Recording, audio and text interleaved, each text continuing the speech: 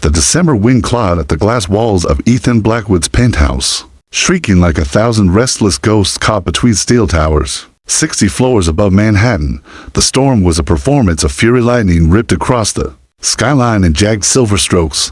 Thunder rolled heavy and low, and rain battered the windows like an army determined to breach. Inside, the world was silent, but for the muted hum of climate control. Minimalist furniture cast long, sharp-edged shadows, and the vast space felt less like a home than a showroom where life had never taken root. Ethan stood before the floor-to-ceiling windows, a glass of scotch balanced loosely in his hand, the amber liquid glowing faintly with each flash of lightning. At 45, his empire stretched across continents. He owned skyscrapers, patents, and companies worth billions. Yet the hollow silence surrounding him was his only constant companion. The world called him a visionary, but Ethan knew better. He was a man who had built walls as high as the city skyline, not only around his wealth, but around himself. The word infertile still lingered in his mind like an echo that refused to fade. Diagnosed when he was just a boy, the verdict had shaped everything. It ended his marriage before it truly began, smothered any thought of fatherhood, and carved a distance between him and the human connections he might have allowed. Instead, he poured himself into systems, numbers, acquisitions, and control. Connection was messy, markets were not. He sipped the scotch slowly, savoring its sterile burn, and forced his eyes back to the acquisition reports glowing from his tablet. Then the chime cut through the silence. It wasn't the discreet tone of his private elevator or the security intercom. It was the unmistakable sound of his front doorbell. Sharp, insistent, and wholly unexpected. Ethan stiffened. No one came to his home unannounced. No one. He turned, the room suddenly to still, to fragile under the weight of that ordinary sound. The storm roared outside, thunder rattling the glass, and again the chime rang, crossing the expanse of polished stone floors. Ethan's mind ticked through possibilities: security breach, system malfunction, an error in protocol that should have been impossible. His building was a fortress, guarded, monitored, impenetrable. Yet when he reached the door and activated the security panel, the breath caught in his throat. The small figures huddled on the screen, soaked through, shivering in the downpour. Children. He hesitated, suspicion warring with an inexplicable pull, then unlatched the door. The storm rushed in like a living thing, cold and wild, carrying the scent of rain and desperation. Standing before him were two identical boys, no older than 8. Their clothes were thin, worn but carefully kept clean, plastered to their bodies by the rain. Their small shoulders shook, but their eyes, startling, piercing blue, were steady. As they locked on his eyes, "Are you Mr. Blackwood?" one of them asked, his voice trembling but brave. "Yes," Ethan said cautiously, the word coming out more like a question. "Who are you? How did you get up here?" The other stepped forward. "I'm Tyler. This is Ryan. We told the doorman it was an emergency." His lips quivered, but his tone carried a determination far older than his years. Ethan's gaze flickered between them, his mind cataloging details: the identical freckles scattered across their noses, the mirrored tilt of their heads, the unmistakable familiarity in features he'd only ever seen in the mirror. He opened his mouth to demand answers, but Ryan reached into a plastic bag he clutched to his chest. His small fingers pulled free a photograph, carefully wrapped against the storm, and he extended it toward Ethan. The world tilted in the picture. A much younger version of himself stared back, 23 years old, awkward, uncertain, standing outside the Manhattan fertility clinic. He remembered that day with a clarity that turned his stomach. He donated samples, desperate for quick cash as a broke medical student, before the doctors later confirmed his own infertility was irreversible. He had buried that chapter of his life and never thought of it again. "She told us our father was a medical student who helped people have babies," Tyler whispered. "She said he had our eyes." The glass of scotch slipped slightly in Ethan's grip, the burn of alcohol suddenly tasteless on his tongue. His pulse thundered louder than the storm raging beyond the glass walls. Two identical boys, born 9 months after his forgotten donation, now stood in his doorway claiming a sick mother and a desperate plea for help. Ryan's voice cracked as he added, "She's dying." "We didn't know what else to do." Ethan's throat constricted. He stared at the photograph, then back at the boys, his eyes mirrored in their faces, and for the first time in years, he felt his world slipping out of his carefully controlled hands. It couldn't be possible, and yet, it was. The ride to the woman's apartment felt like descending into another world. The storm had softened to a steady rain by the time Ethan's car cut through the city streets, but the air still trembled with thunder's fading growl. Inside the luxury SUV, silence hung heavy. Ethan sat rigid in the leather seat, his gaze sliding off into the rearview mirror. The twins sat close together in the back, their wet hair clinging to their foreheads, their small hands gripping the seatbelts as if bracing for impact.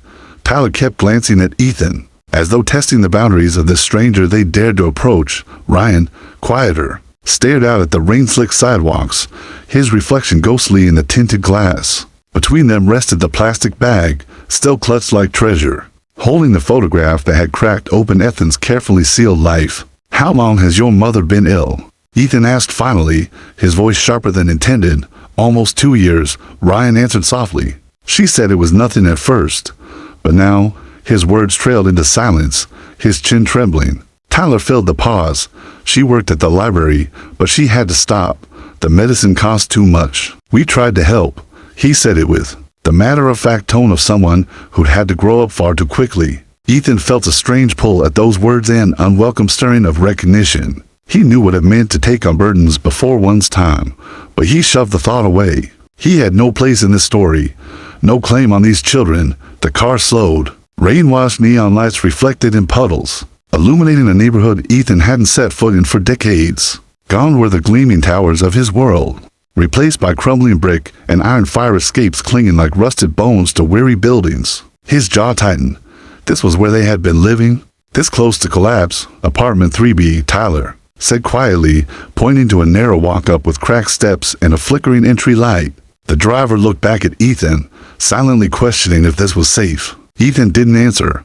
He pushed the door open and followed the boys through the narrow, shadowed entrance.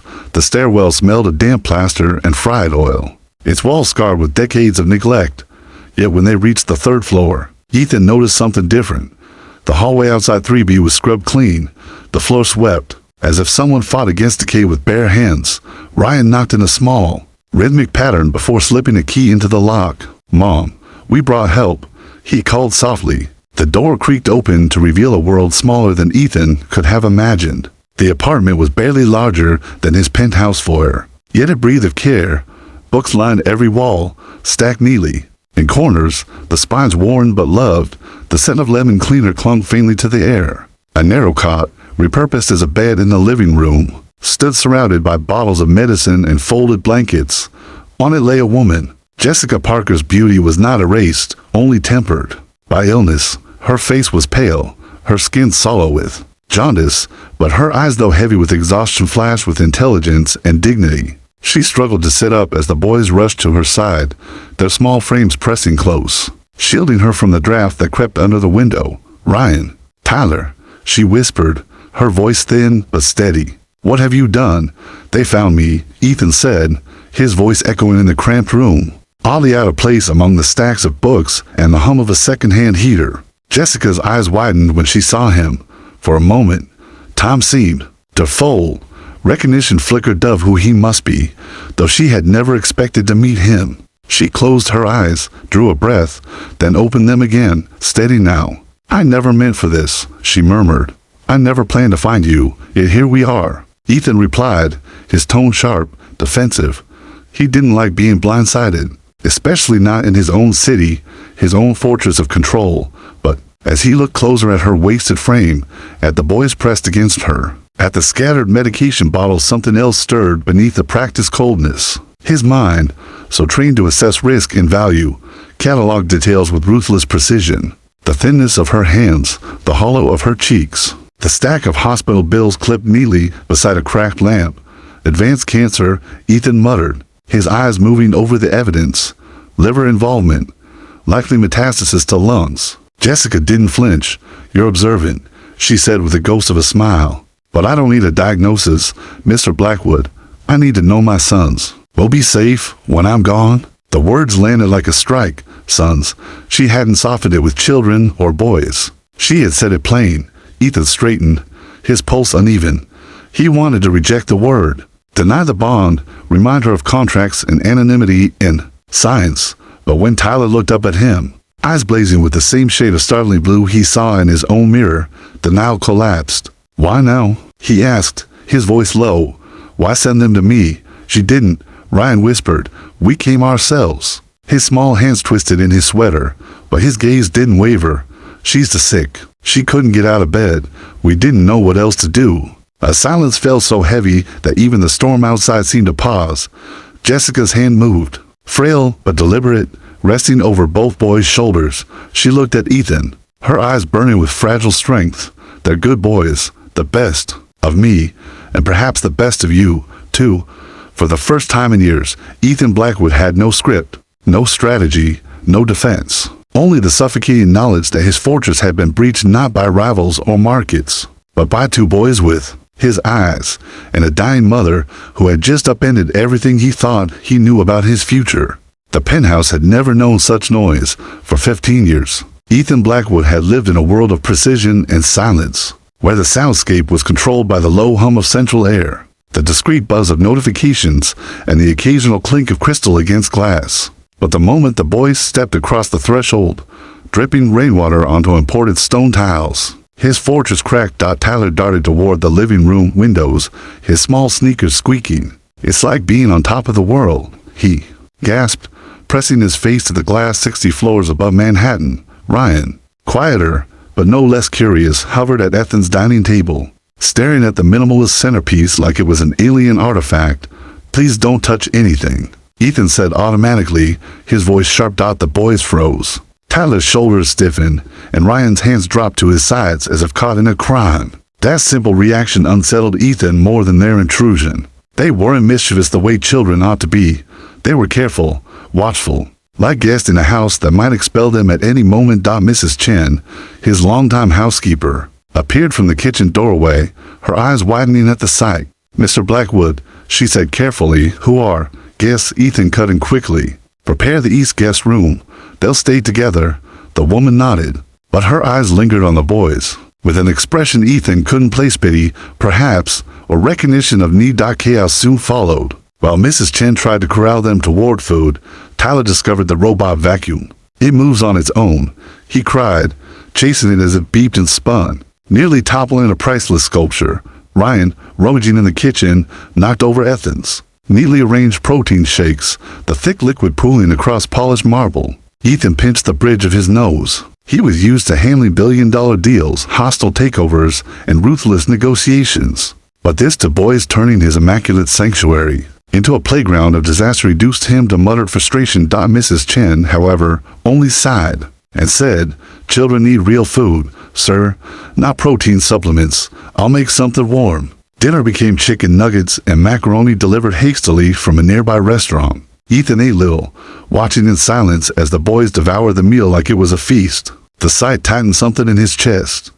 How long had they gone without proper food? Later, he showed them the guest room. The vast space, dominated by a king-size bed and sleek decor, looked more like a showroom than a refuge. The boys set their small backpacks neatly by the door without unpacking. "You'll sleep here," Ethan explained stiffly. "Mrs. Chen will assist you if you need anything." Tyler nodded solemnly. "We can sleep on the floor if it's easier. We don't need the big bed." Ethan stared at them, thrown off balance by the quiet humility in his voice. "The bed is for you," he said more softly than intended. "Get some rest." When he left, the door remained slightly ajar. Through the gap, he heard their whispers. "Do you think Mom's okay?" Ryan murmured. "Mr. Blackwood knows important people." Tyler whispered back. "He can make her better." Ethan leaned against the wall, the weight of their hope pressing into him like a stone. They weren't asking for toys or comfort or even food. They wanted one thing, their mother alive. And somehow, impossibly, they believed he could make that happen. The storm broke at midnight.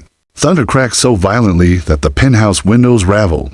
The building shuddered under the assault of lightning that split the sky into blinding shards. Ethan sat at his desk, reviewing Jessica's medical reports when the lights blinked once, then died.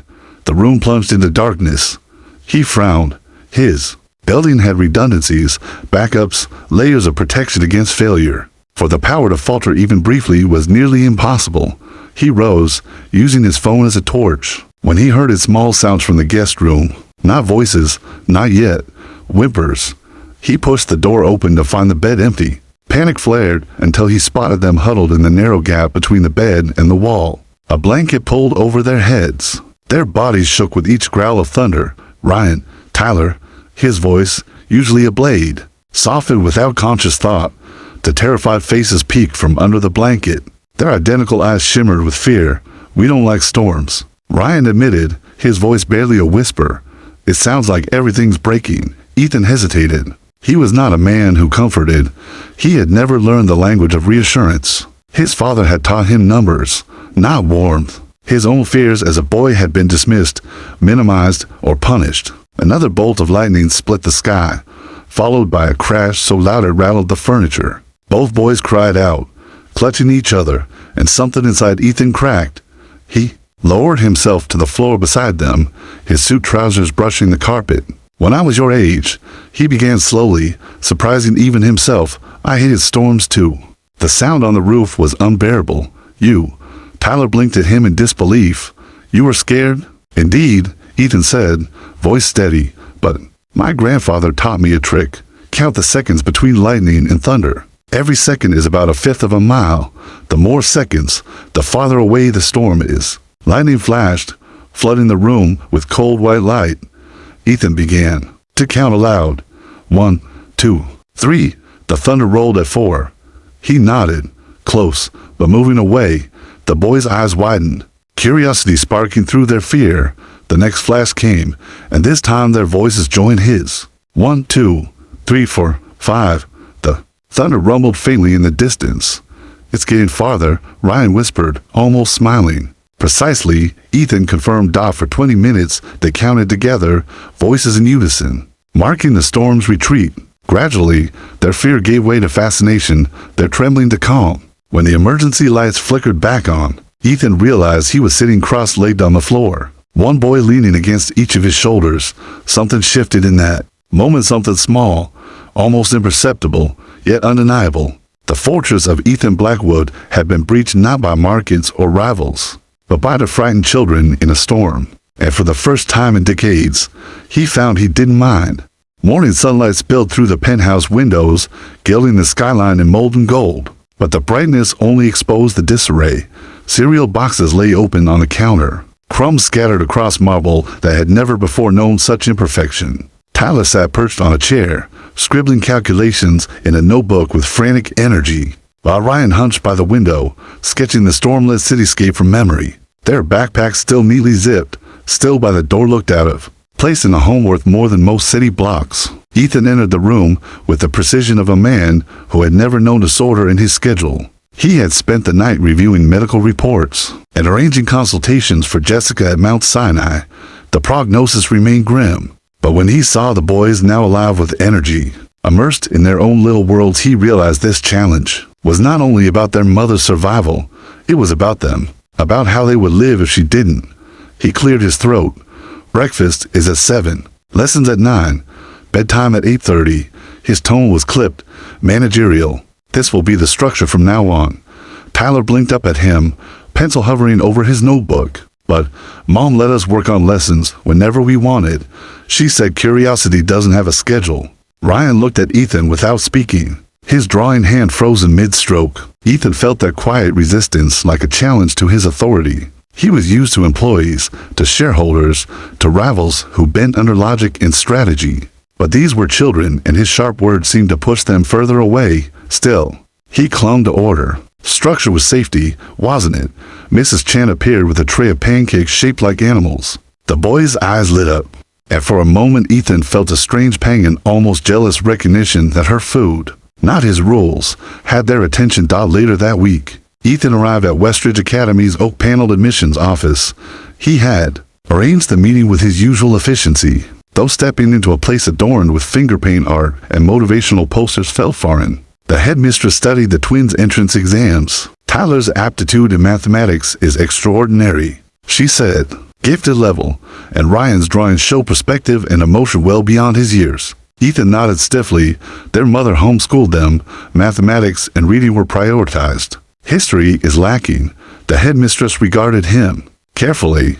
"They're intelligent boys, Mr. Blackwood, but intelligence alone isn't enough. They'll need emotional support, especially now. Ethan's jaw tightened. They'll have everything they need. But as he left, he realized he didn't know what that meant. He could provide teachers, tutors, resources, but support, emotional, presence, that was a language he had never learned. Weeks passed. The penthouse transformed. Ethan's meditation room became a study filled with art supplies and robotics kits. He installed a digital microscope, a 3D printer, shelves of books, chosen with the precision of an acquisitions deal. Tyler spent hours bent over circuits, his brow furrowed in concentration, while Ryan painted skylines that made the city look both grand and fragile. Ethan observed them with curiosity, even pride. He recognized Tyler's relentless pursuit of precision, his own mirror in miniature, and Ryan's gift unsettled him. The boy captured moods, truths, and unspoken emotions with a few strokes of charcoal. Sometimes Ethan caught the child watching him, as if sketching not only the city, but the man who owned it. But the first fracture came suddenly. On a Tuesday, Ethan stood before the board of directors, his phone vibrating silently against the table. He ignored it once, twice. The third was carried Marion's name, his assistant of 15 years, who never interrupted without reason. Tyler's mathematics competition begins in 45 minutes. The message read. Ethan's eyes flicked to the clock. The board droned on about quarterly projections. Charles Westfield, his CFO, leaned forward. Ethan, we can't close Singapore without you. The words blurred. For the first time, Ethan's priorities tilted. He stood. Harrison will finalize Singapore, he said, leaving gasps in his wake. He arrived at the competition just in time. Tyler spotted him from the stage, his small face lighting up with relief. Ethan sat through every round, his pulse quickening. As Tyler advanced again and again, pride swelled as the boy claimed second place against children to grades above him. But when they returned to the penthouse, Ryan stood waiting by the door. His art supplies were still laid out, a charcoal drawing, half finished on the easel. His eyes brimmed with something Ethan had rarely seen in others' disappointment. That cut deeper than anger. You missed my exhibition, he said simply. The words hit harder than any boardroom attack. Ethan opened his mouth, but no explanation would suffice. 2 events, 2 sons, 1 father. He had chosen. Ryan turned away, his voice low. Mom never missed. That night, Ethan passed their room and saw Tyler clutching his silver medal while Ryan lay staring at the ceiling. The air between them was heavy with silence. And then Ethan noticed something. Both backpacks, still packed, still by the door. Later, as he settled into his study, he heard faint whispers. He stepped closer to their door, heart hammering. Maybe we should leave, Tyler whispered. He's too busy. We'll just make him angry. We could go back to the old apartment, Ryan murmured. Mrs. Gonzalez might let us stay until they find us a foster home. Ethan closed his eyes, the words searing through him. For all his wealth, his power, his careful structures, he was failing them. Not in providing resources, but in providing himself for the first time in decades. Ethan Blackwood admitted a truth he had never spoken aloud. I've made a mistake. His voice broke into the quiet room. The boys froze, their eyes wide. Caught halfway through packing, Ethan stepped inside, his presence filling the doorway, but his voice softer than they had ever heard. Several mistakes, actually, but I would like to try again, if you're willing. The silence that followed was heavier than any storm. The boys exchanged their silent twin glance, and for the first time, Ethan waited not for an acquisition, not for a victory, but for acceptance. And in that pause, for the first time, suspense no longer belonged to the boardroom or the markets. It belonged here, in a small room, with 2 boys who carried his eyes and the fragile hope that he might carry them too. Jessica Parker's body was fading faster than the doctors had warned. Ethan had arranged the best specialists in the city, leveraged connections at Mount Sinai and beyond, even flown in a team from Switzerland to review her case. But the verdict was always the same: late-stage cancer, metastasis, systems shutting down. They spoke in clinical terms, but Ethan heard it as something colder: inevitability. The boys, however, refused to accept inevitability. Tyler demanded to know every test result, his young mind devouring medical terminology as if sheer knowledge could hold their mother together. Ryan clung to her bedside, sketching her with frantic strokes, trying to capture every detail before it slipped away. Ethan often stood in the doorway, watching silently, torn between admiration for their resilience and the gnawing awareness that he had no power over time. One evening, Jessica beckoned him closer. Her voice was frail, her frame slight beneath hospital blankets, but her eyes still held a clarity that unnerved him. "You're avoiding them," she whispered. Ethan stiffened. "I've been busy," she cut in, a ghost of a smile on her lips. "You don't understand, do you? They don't need you to save the world for them. They need you to show up. That's it. That's all it takes." Her words cut deeper than any boardroom attack. He looked at the boys, Ryan humming softly to his mother, Tyler holding her hand with white-knuckled determination, and realized she was right.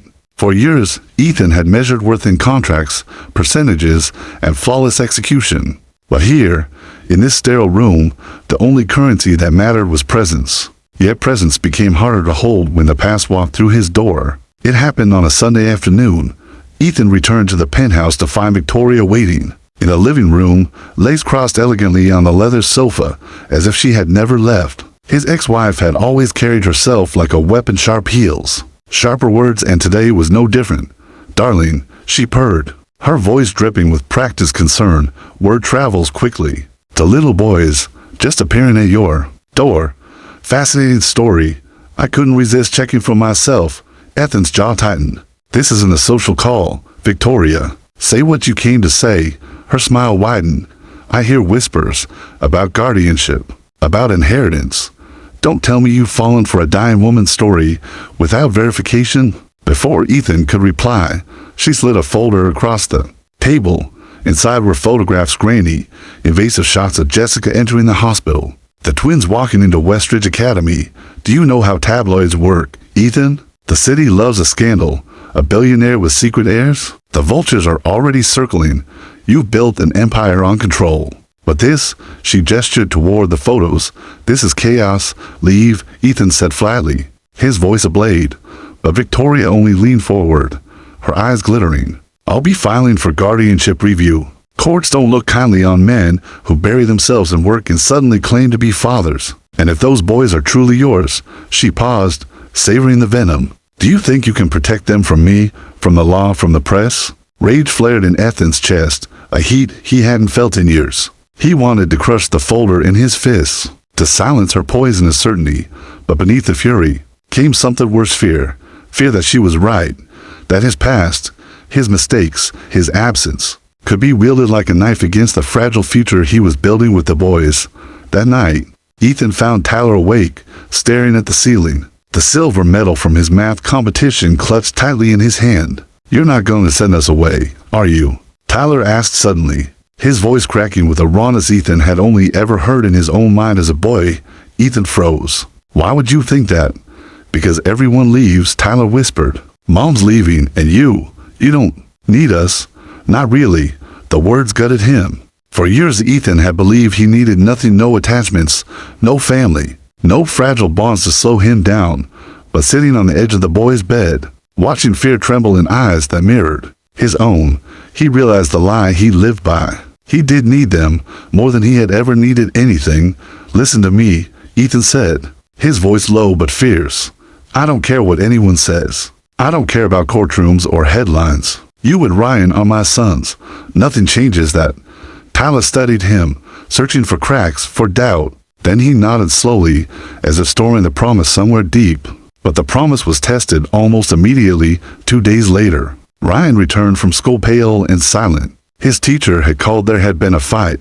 Another boy had sneered that Ryan and Tyler were charity cases, taken in only to make Ethan look good for the press. Tyler had swung first, his fist small but furious, when Ethan arrived at the school. The headmistress met him with folded arms.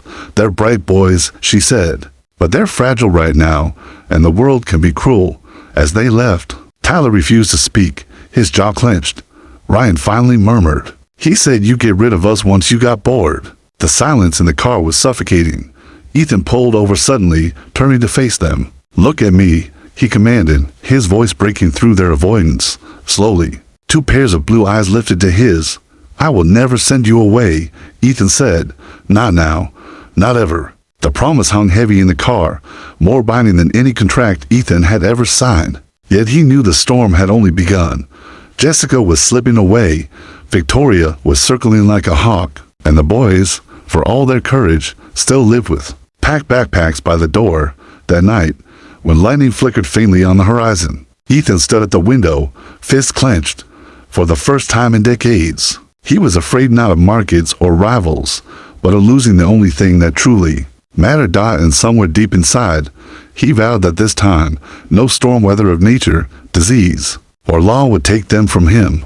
The courthouse smelled of polished wood and cold ambition. Ethan had walked into thousands of rooms where money and power dictated the outcome before the first word was spoken, but this time was different. This time, the stakes weren't stock prices or acquisitions. They were the boys who had appeared at his door one stormy night and somehow become the center of his world. Reporters swarmed the steps, their cameras flashing like lightning, their questions slicing the air. "Mr. Blackwood, why didn't you disclose your children earlier? Is this about inheritance? Is Miss Taylor claiming fraud?" Security pushed them back, but the words hung like poison. The twins were whisked in through a side entrance, hands clutching Marion's as though she were the last solid thing in a collapsing world. Inside, the courtroom felt deceptively calm. Judge Eleanor Michaels presided with an austere face that revealed nothing. Victoria sat across the aisle, flawless in a black suit, her smile sharpened for war. Beside her, Attorney Daniel Harrington leafed through his notes, ready to dismantle Ethan piece by piece. "Your Honor," Harrington began smoothly, his voice carrying the weight of practiced authority, "this case is not about sentiment. It is about suitability. Mr. Blackwood is a brilliant businessman, yes, but he is also a man consumed by work. His schedule, his history, his reputation all testify that he is incapable of offering stable, consistent care to two vulnerable children. My client, Ms. Victoria Taylor, simply asks this court to ensure their best interests are protected." Ethan's jaw tightened. Victoria, his ex-wife, the woman who had once walked away from their marriage citing his emotional absence, now weaponized those same words to strip him of the only family he'd ever had. His attorney rose, outlining the facts. Ethan's restructuring of his company to delegate authority, his presence at school events, the boy's academic records since moving in, even Jessica's signed statement naming him as guardian before her death. But Harrington was relentless. "Your Honor," he said, sliding forward a folder. Mr. Blackwood's sudden transformation into a doting father coincides suspiciously with news of his paternity. Is it not more likely this is an exercise in image management? A billionaire, eager to soften his reputation by parading the orphans as heirs? The words sliced through Ethan like ice. He saw Tyler stiffen. Ryan's fingers curled nervously in his lap. He wanted to roar back, to shatter the polished smugness with raw truth. But the courtroom was not built for roars. It was built for strategy. Then came the blow he hadn't expected. Furthermore, Harrington continued, the children's mother, Ms. Jessica Parker, lived in poverty for years while Mr. Blackwood enjoyed unimaginable wealth. If he were truly committed, why was she left unsupported until desperation drove her sons to his doorstep? Neglect, Your Honor, cannot be erased by money after the fact. The truth in the accusation slammed into Ethan like a freight train. He had forgotten Jessica, forgotten that day at the clinic, forgotten her existence until it was too late. And now her absence was being twisted into evidence against him. Judge Michaels leaned forward. Mr. Blackwood, do you have a response? Ethan stood. For once in his life, the polished arguments, the ruthless logic, the iron control, all deserted him. What remained was raw, unvarnished truth.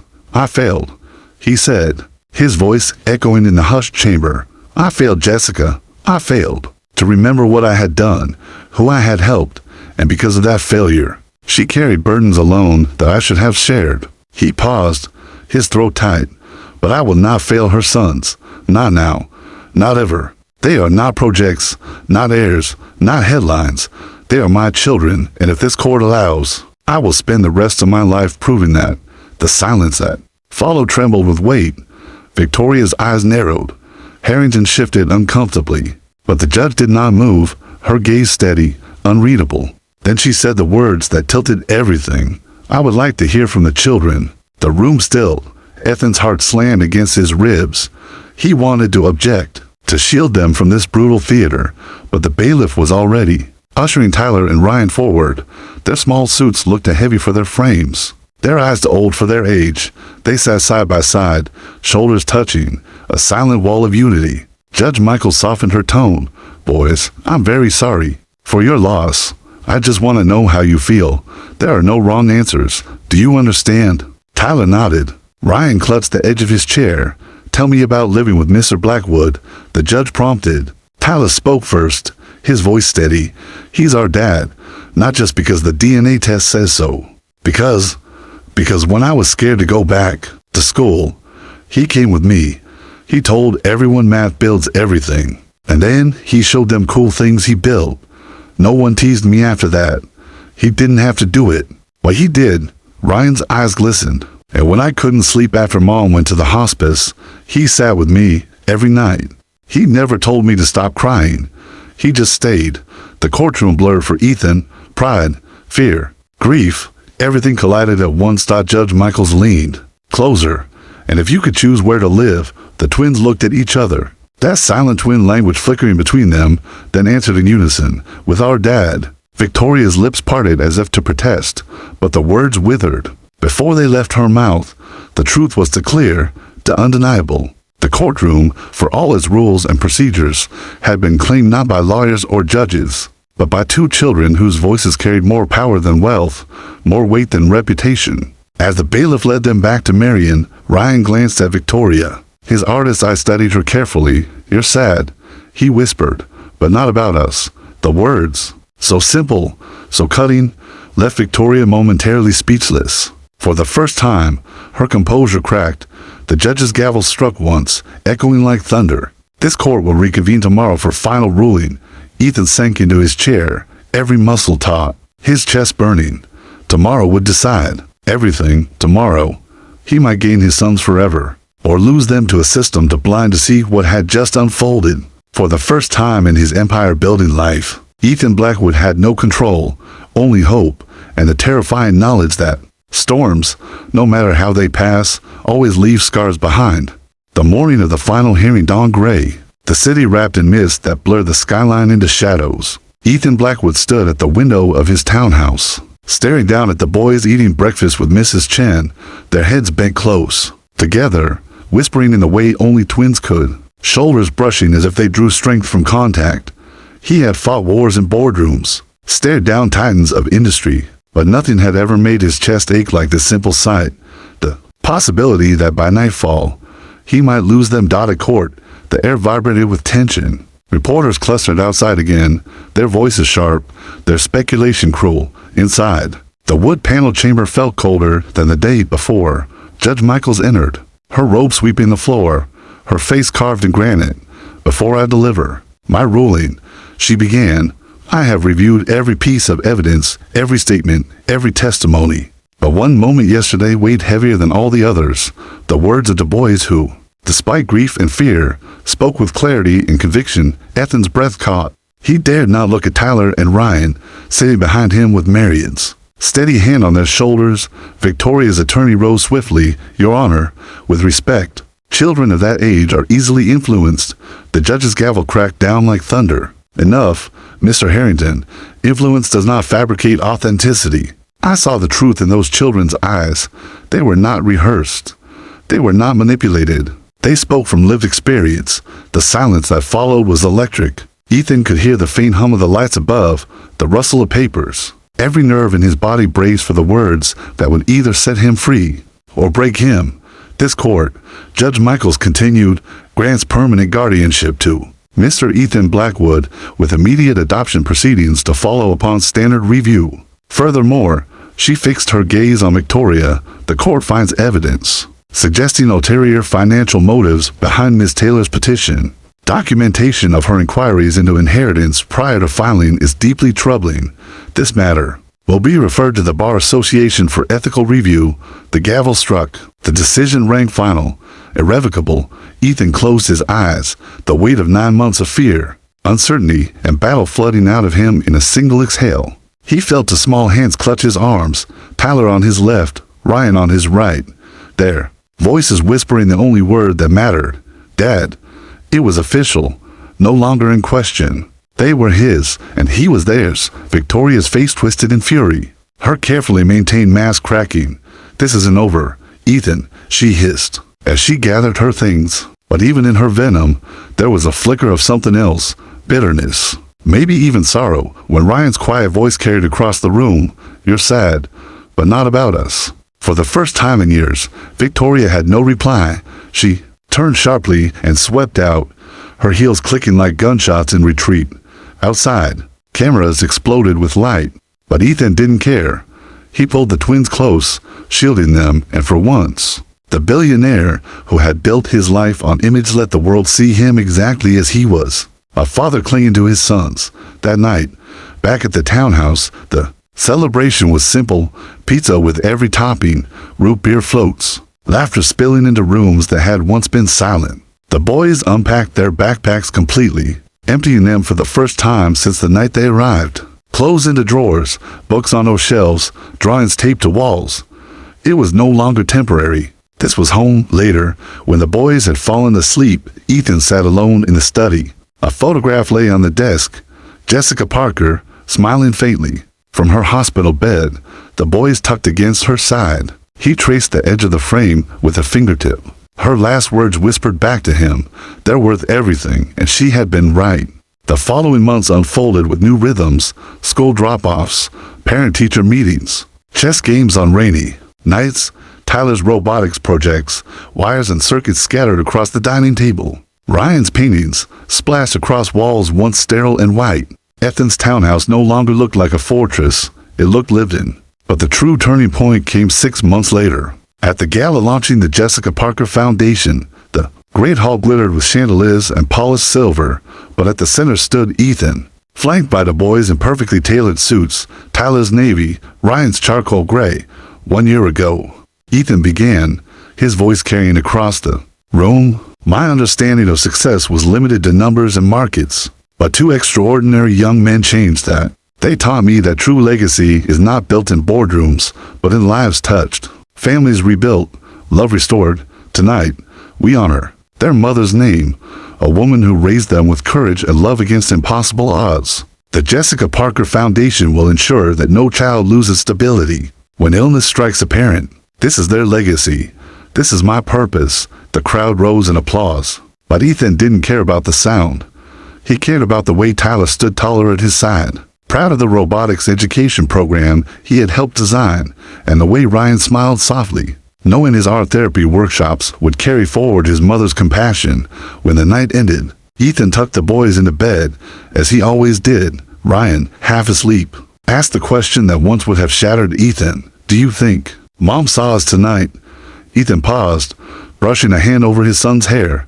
Months ago, he would have given a literal answer, clinical and empty. Now, his voice was steady, certain. Yes, he said softly, I believe she did. The years rolled forward with the swift inevitability of childhood. Tyler grew into his father's analytical fire, Ryan into his mother's quiet depth, and Ethan, once a man of stone, found himself softened, reshaped, remade by two boys who had knocked on his door in the middle of a storm. One spring night, lightning split the sky again. Ethan stood at the window, instinctively counting. 1, 2, 3. Two voices joined from behind him, deeper now with adolescence, but still his sons. 4, 5. The thunder rumbled faintly in the distance. Tyler grinned, getting farther.